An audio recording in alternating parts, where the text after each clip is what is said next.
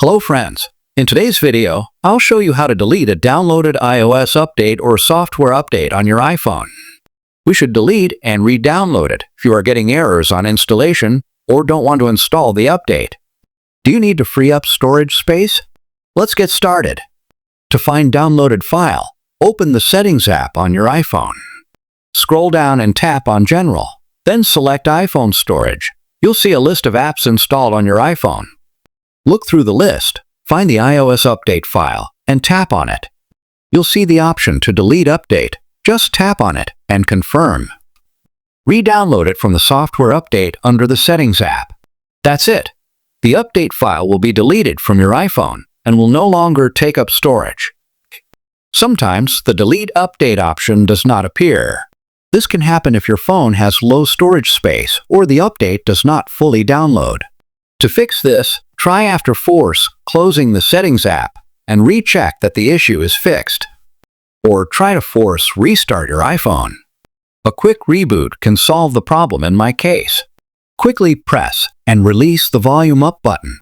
Then quickly press and release the volume down button. Then press and hold the power button until you see the Apple logo on the screen. Wait until you see the Apple logo appear on the screen after black screen.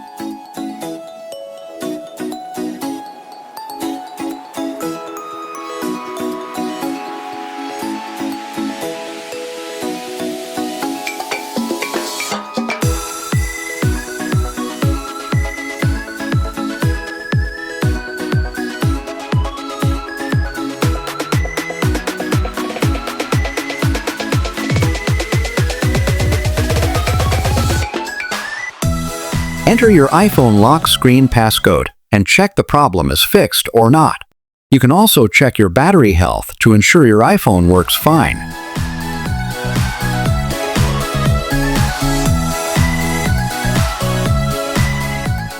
If your storage is almost complete, you can free up space by deleting unused apps, photos, or videos.